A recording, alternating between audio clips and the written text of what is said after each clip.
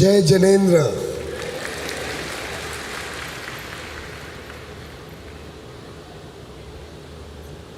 नमो अर्यंताय नमः, नमो सिद्धाय नमः, नमो आर्याय नमः, नमो उज्जायाय नमः, नमो लोहे सर्वसाहुनम।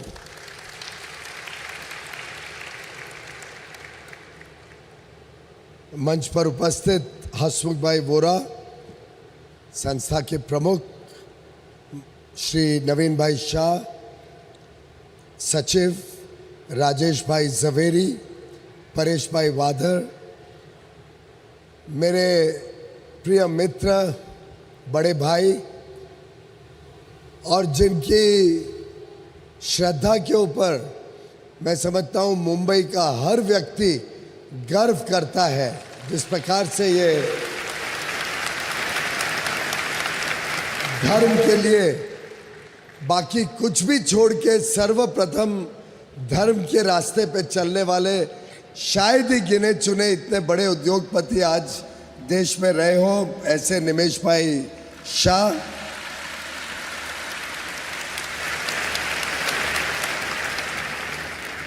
वैसे मेरा निमेश भाई का परिचय कराने वाले उनके ससुर मधु भाई शाह, क्योंकि मधु भाई और हमारे परिवार का संबंध मैं समझता हूँ 70 वर्ष का संबंध है, 70 इयर्स। और जब निमेश भाई उनके दामाद बने उसके बाद ही मैं निमेश भाई को मिला, तो वास्तव में तो मेरे लिए कनेक्ट मधु भाई के साथ पहले है। माननीय हितेंद्र शेठ जी, सभी अयोध्या नगरी में आज जो हमारे भाई बहनों ने इतना सुंदर कार्यक्रम हम सबको दिखाया और इतनी बड़ी संख्या में उपस्थित आज इस बहुत ही शुभ अवसर पर जब हम सोनगढ़ में एकत्रित हुए हैं, आप सब भाई बहनों को मेरा नमस्कार, प्रणाम, शुभकामनाएं। मुझे पता नहीं क्या शब्दों से मैं शुरू करूं, क्योंकि वास्तव में जिस श्रद्धा के साथ, जिस प्रेम भाव के साथ माननीय निमेश भाई ने मुझे यहाँ पे आमंत्रित किया, वो अपने आप में विचित्र था। लेकिन आज से 1.5 साल पहले जब निमेश भाई ने इस कार्यक्रम की कल्पना करी, इस कार्यक्रम की तिथि तय करी और आपके ट्रस्ट ने पूरे ने ये सोचा कि 22 जनवरी को आप ये कार्यक्रम सोनगढ़ में करेंगे और पूरा हफ्ता इसकी तैयारियां की, तब किसी को कल्पना नहीं थी, किसी को भी ये पता नहीं था कि प्रभु श्री राम का प्राण प्रतिष्ठा का दिन भी 22 जनवरी 2024 को आने वाला। अब इससे ज्यादा दिव्य संदेश और कोई नहीं हो सकता है। और अयोध्या की पावन नगरी में अभी अभी जो कार्यक्रम हुआ, गर्भगृह में हमारे तीर्थंकर का जो कार्यक्रम हम सब ने सुंदर कार्यक्रम देखा, लगभग उसी समय आज ही के दिन अयोध्या में प्रभु श्री राम का भी आज गर्भ का कार्यक्रम चल रहा है। ये साधारण कोइंसिडेंस नहीं है, ये कोई साधारण विषय नहीं है कि दोनों दिन एक साथ आए, एक साथ इस कार्यक्रम का रचना हो। मैं समझता हूँ कि हम सब के लिए बहुत ही सौभाग्य की बात है कि हम सब जब प्रभु श्री राम का आज दिव्य स्नान हो रहा है 125 कलशों के साथ अयोध्या में, उसी समय हम यहाँ पर इस गर्भ कल्याणक कार्यक्रम का तीर्थंकर जी के गर्भ कल्याणक कार्यक्रम का उसी दिन यहाँ पे कार्यक्रम मना रहे हैं, ये मेरा भी सौभाग्य है। और मैं तहे दिल से सभी माननीय ट्रस्टीज का, निमेश भाई का और आप सबका धन्यवाद करना चाहता हूं कि मुझे ये सौभाग्य दिया आपने।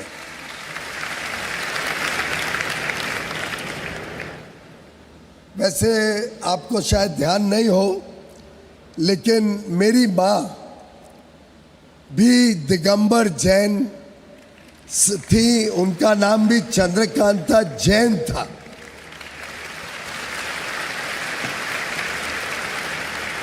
मधु भाई तो अच्छी तरह जानते हैं, लेकिन लगभग बचपन से ही घर में भी, चाहे उनकी शादी वैश्य परिवार से हुई हो, लेकिन लगातार जिंदगी भर मुझे माँ के कारण जैन धर्म के साथ लगाव भी हुआ, जुड़ाव भी रहा।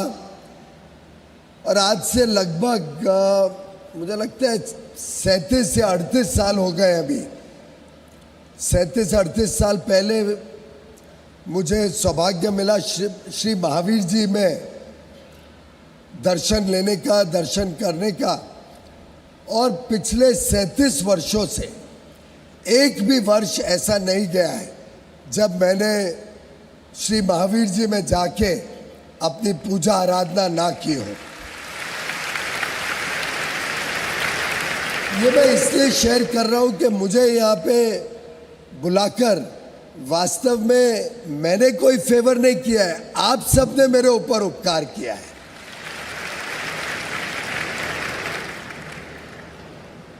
और जो भावना, जिस विचार के साथ जैन धर्म शुरू हुआ, जिस प्रकार से एक धर्म ने लोगों को जोड़ा सत्य के साथ, अहिंसा के साथ, जिस प्रकार से जैन धर्म के हर व्यक्ति के अंदर श्रद्धा भावना रहती है, जिस प्रकार से ये जो बहुत ही तकलीफ में दुनिया गुजर रही है, जियोपॉलिटिकल परिस्थितियां भी अच्छी नहीं है, जिधर देखो वहाँ युद्ध की खबर आती है, दिन रात लोग परेशानी में रहते हैं, एक युद्ध समाप्त नहीं हुआ दूसरा युद्ध शुरू हो जाता है। ऐसे वैश्विक परिस्थितियों में मैं समझता हूँ जैन धर्म का जो संदेश है, अहिंसा का, सत्य का, अस्तेय का, ब्रह्मचार्य का और अपारिग्रिय का, ये संदेश पूरे विश्व को एक नई दिशा दे सकता है, विश्व के लिए एक नई दशा का स्वरूप बन सकता है।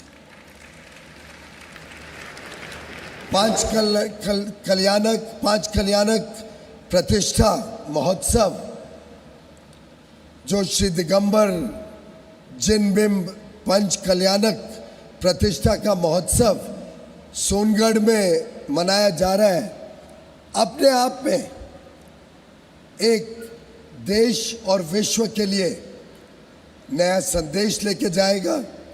मेरा विश्वास है कि ये जो आप पूरा कार्यक्रम कर रहे हैं, आज गर्भ का है, कल जन्म का, और आगे चल के अगर हम जैन धर्म को देखें तो गर्भ, जन्म, तप, ज्ञान और मोक्ष, ये पांचों जिस प्रकार से एक जीवन को समेट लेते हैं, जिस प्रकार से श्री दिगंबर जैन स्वाध्याय मंदिर ट्रस्ट ने इस कार्यक्रम की रूपरेखा बनाई है, जो सुंदर प्रांगण बना है, मैं समझता हूँ हम तो राजनीतिक लोग हर बार कार्यक्रम के लिए ढूंढते रहते हैं कि कैसे अच्छा कार्यक्रम बनाए, कैसे अच्छा स्टेज हो, कैसे अच्छा मंडप पंडाल हो। तो मुझे तो आज एक मॉडल मंडप पंडाल और स्टेज देखने को मिल गया। इतना बड़ा पंडाल जिसमें एक भी पिलर ना हो, इतना बढ़िया स्टेज, और इतने श्रद्धा भाव से आए हुए सभी श्रद्धालु, मैं समझता हूँ अपने आप में दिखाता है कि अब सोनगढ़ का महत्व कैसे बढ़ता जा रहा है और कैसे श्रीमद राजचंद्र जी ने जो एक पूरी सोच समाज में बदलने का काम किया, जिस प्रकार से उन्होंने महात्मा गांधी जी तक को आज से 100 वर्ष पहले अपने पूरे आंदोलन का स्वरूप बदलने के लिए प्रेरणा दी। 1920 में जब महात्मा गांधी जी ने अपने स्वाधीनता के आंदोलन का स्वरूप बदला, तब उसके पीछे श्रीमद राजचंद्र जी की सोच थी। उनका प्रभाव महात्मा गांधी जी के जीवन में इतना गहरा था कि पूरी लड़ाई का स्वरूप बदलते हुए आगे चल के देश ने आज़ादी प्राप्त की और सदैव महात्मा गांधी जी श्रीमद राजचंद्र जी के एक डिसाइपल के रूप में, एक फॉलोअर के रूप में उन्होंने श्रीमद राजचंद्र जी की बताई हुई बातों का पालन किया। और मैं समझता हूँ आज सोनगढ़ पूरे विश्व को एक संदेश दे रहा है, जिस प्रकार से देश भर में एक धर्म के प्रति क्रांति हो रही है, जिस प्रकार से आज पूरा देश राममय हुआ है, जिस प्रकार से आज पूरा देश और अब तो पूरे विश्व भर में प्रभु श्री रामचंद्र जी का जो प्राण प्रतिष्ठा का कार्यक्रम कल होने जा रहा है उसकी चर्चा है। इसी प्रकार से अयोध्या नगरी जो पहले तीर्थंकर ऋषभ देव जी की भी जन्मस्थली थी, वो एक कितना अच्छा आज कोइंसिडेंस है कि हम यहाँ पे स्वागत कर रहे हैं हमारे तीर्थंकर का, वहाँ पे प्रभु श्री राम जी का स्वागत हो रहा है।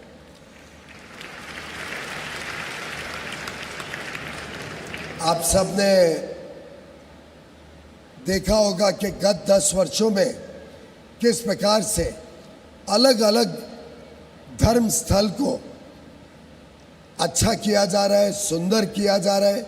चाहे वो काशी विश्वनाथ का मंदिर हो, चाहे वो महाकाल उज्जैन में शिव जी का मंदिर हो, चाहे वो बद्रीनाथ, केदारनाथ और 4 धाम का नया स्वरूप हो। इसी श्रेणी में जो यहाँ पे इतनी सुंदर मूर्ति अब लगाई गई है, और मुझे निमेश भाई बता रहे थे कि एक ही 400 टन के पत्थर से, एक पत्थर से इस मूर्ति को बनाया गया है और आज भी मूर्ति का वजन 168 टन है। 168 टन की एक मूर्ति मैं समझता हूँ अपने आप में एक अद्भुत हम सब के लिए सौभाग्य है कि इसके प्राण प्रतिष्ठा के कार्यक्रम में आज इस हफ्ते हम सबको यहाँ शामिल होने का सौभाग्य मिला है। सोनगढ़ एक प्रकार से बहुत विशेष स्थान है, साधना भूमि है। पूज्य सद्गुरुदेव श्री कांजी स्वामी जी की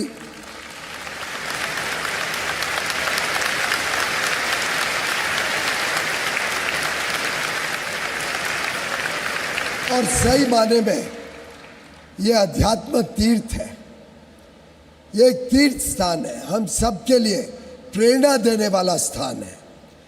जिस प्रकार से गुरुदेव श्री ने आज पूरे देश में अलग अलग स्थानों पे 66 दिगंबर जैन के मंदिर बनाए हैं। नायरोबी में मंदिर बना और अलग अलग केंद्र लंदन में, अमेरिका में, दुबई में, सिंगापुर में आज आपकी प्रेरणा से, पूज्य गुरुदेव श्री की प्रेरणा से और श्रीमद राजचंद्र जी के आशीर्वाद से जिस प्रकार से दिगंबर जैन धर्म का प्रसिद्धि और उसकी जानकारी विश्व भर में फैल रही है, जिस प्रकार से जैन धर्म ने शांति का संदेश अहिंसा का संदेश पूरे विश्व को दिया है, मैं समझता हूँ हम सब के लिए एक बहुत सुखद हमारा सौभाग्य है कि हम सब इस धर्म के साथ जुड़े हैं। प्रधानमंत्री नरेंद्र मोदी जी ने भी श्रीमद् राजचंद्र जी से बहुत प्रेरणा ली है। प्रधानमंत्री नरेंद्र मोदी जी ने भी कहा था कुछ दिनों पहले कि जैन समाज एक ऐसा समाज है जो हर वक्त सेवा भाव से अपना कार्य करता है, चाहे वो स्वास्थ्य सेवाएं हो, शिक्षा की सेवा हो, समाज सेवा हो। जैन धर्म में एक बचपन से ही हर व्यक्ति को समाज के साथ जुड़ने के लिए प्रोत्साहित किया जाता है, धर्म के साथ जुड़ने के लिए प्रोत्साहित किया जाता है। और अभी अभी एक और संजोग है, लगभग सोनगढ़ में हमने प्रवेश करने के 5-7 मिनट पहले हमारे माननीय गृह मंत्री अमित शाह जी का मेरे फ़ोन पे फ़ोन आया अभी अभी, और पूछा मुझे कहाँ हो। मैंने कहा मैं निमेश भाई के कार्यक्रम में सोनगढ़ जा रहा हूँ। तो तुरंत बोले मैं भी परसों वहाँ पे जा रहा हूँ।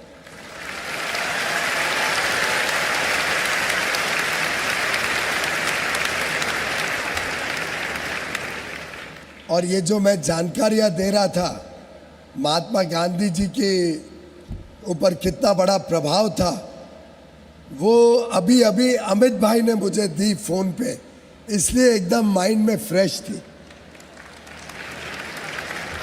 और अमित भाई ने ये भी कहा कि वो स्वयं श्रीमद् राजचंद्र जी के बहुत बड़े फॉलोअर हैं, बहुत श्रद्धा रखते हैं श्रीमद् राजचंद्र जी में।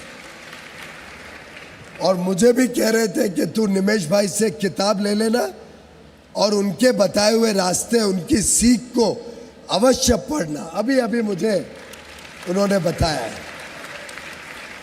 तो चूंकि मैं कोई मोमेंटो नहीं लेता हूं, तो निमेश भाई ये तो आप अपने यहाँ पे रखिए अपने ट्रस्ट के ऑफिस में, लेकिन मुझे इसके एवज में एक किताब दीजिए श्रीमद् राजचंद्र जी की।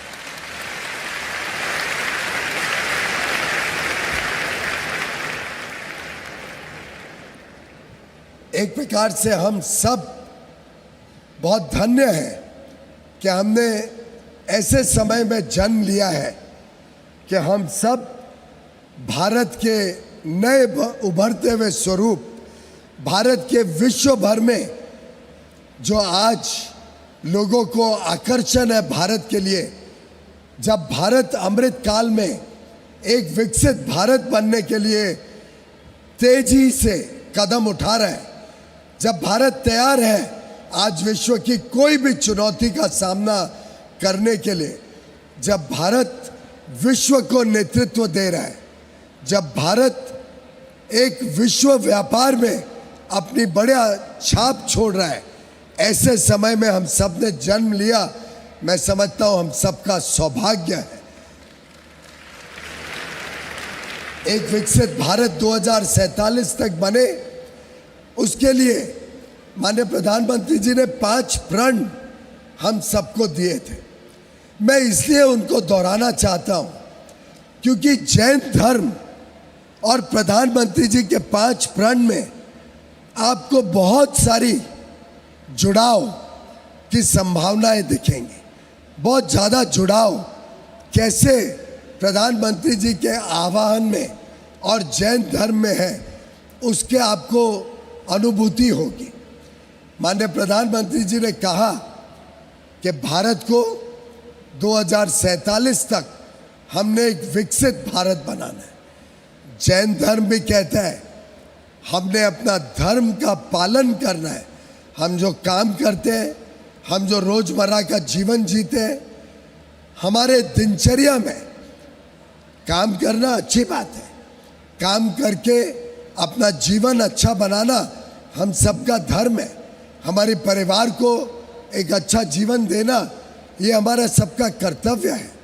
और जब 140 करोड़ लोग कर्तव्य भावना से भारत को विकसित भारत बनाने के लिए निकल पड़ेंगे, जब हम सब अपना काम श्रद्धा भाव से, धर्म को अपनाते हुए और धर्म में दिखाए हुए रास्ते को अपनाते हुए, धर्म में बताए हुए सत्य की भावना से जब हम अपना काम करेंगे तो मैं समझता हूँ स्वाभाविक रूप से इस अमृत काल में भारत एक विकसित भारत बनेगा। 140 करोड़ भारतवासियों के संयुक्त प्रयासों से, संयुक्त काम से। और प्रधानमंत्री जी ने क्या कहा था, ये जो गुलामी की मानसिकता देश में आ गई है, जो वर्षों वर्षों तक देश गुलामी में रहा, हमने उसकी परछाई से निकल जाना है। हमने इस गुलामी की मानसिकता को ध्वस्त करना है। और साथ ही साथ उन्होंने कहा अपने अतीत को, अपने इतिहास को, अपने दिए हुए संस्कृति को, हमारी जो पुराने वैल्यू सिस्टम्स है, जो हमारा हेरिटेज है, जो ट्रेडिशंस है, उसको अपनाते हुए हमने आगे जाना है। और मैं समझता हूँ हमारा धर्म भी, हमारा एक प्रकार से आस्था, हमारी अस्तित्व हमारे धर्म के साथ जुड़ी हुई है। और प्रधानमंत्री जी का पक्का मानना है कि जब ये देश अपनी आस्था, अपने अस्तित्व को अपनाएगा, अपने धर्म को धर्म में से सीखेगा और अपने कर्तव्य का पालन करेगा, तब देश की एकता और एकजुटता भी कायम रहेगी। तब देश भ्रष्टाचार मुक्त होगा और देश नारी शक्ति का भी सम्मान करेगा। और इस भावना के साथ मैं समझता हूँ जैन धर्म पूरी तरीके से यही भावना को हम सबको सिखाता है जब वो अहिंसा की बात करता है, जब वो सत्य की बात करता है, सेवा भाव की बात करता है। और मैं समझता हूँ हम सबका सौभाग्य है कि हम सब मिलके इस नए भारत के निर्माण में काम कर रहे हैं। मुझे विश्वास है कि ये जो संजोग हुआ है, आज सोनगढ़ में गर्भ की पूजा हो रही है, गर्भ का उत्सव मनाया जा रहा है। अयोध्या में प्रभु श्री राम का जन्म की तैयारी हो रही है, उनको गर्भ की पूजा की जा रही है। यहाँ पे प्राण प्रतिष्ठा होगी हमारे प्रभु तीर्थनों की, वहाँ पे प्रभु श्री राम की प्राण प्रतिष्ठा होगी। तो एक प्रकार से हम सब यहाँ बैठे हुए भी अपने आप को महसूस कर सकते हैं कि कैसे भगवान के आगमन में हम सब का भी साथ था। प्रधानमंत्री जी ने एक बात इस कार्यक्रम के साथ जोड़ी थी, राम मंदिर के कार्यक्रम के साथ, कि हम सब अपने अपने तीर्थ स्थलों को स्वच्छ रखें और स्वच्छ तीर्थ की बात रखी थी। मैं समझता हूँ वो भी जैन धर्म से ही उन्होंने देखी होगी, क्योंकि आज तक मैंने कोई जैन मंदिर नहीं देखा जो स्वच्छ ना हो। तो मैं ये इसलिए बता रहा हूँ कि जैन धर्म की जो सीख है, उसकी जो रेलेवेंस है, उसका जो प्रभाव है, वो कल भी था, आज भी है और आगे आने वाले कल में भी रहेगा।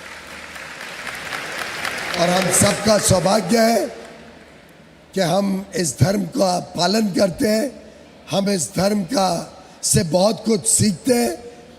और देश भी जब इस सीख को अपनाएगा, जब पूरे देश के हर तीर्थ स्थल में हम स्वच्छता पा पाएंगे, तो मैं समझता हूँ एक प्रकार से हमने जो सेवा की है, आप सब ने जो सेवा की है, आप सब ने जो जैन धर्म को जागृत रखा है, हमारे ट्रस्टीज, हमारे सभी महानुभाव जिस श्रद्धा भाव से अपना समय देते हैं, अपना धन देते हैं और कार्य करते हैं जैन धर्म को और आगे बढ़ाने के लिए, ये हम सब के लिए बड़े बड़े सौभाग्य की बात है।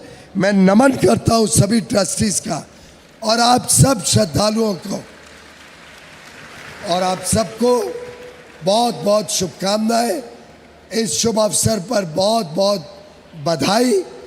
आप सबका जीवन भी सुखद रहे, आप सबके जीवन में भी प्रभु की आशीर्वाद सदैव रहे।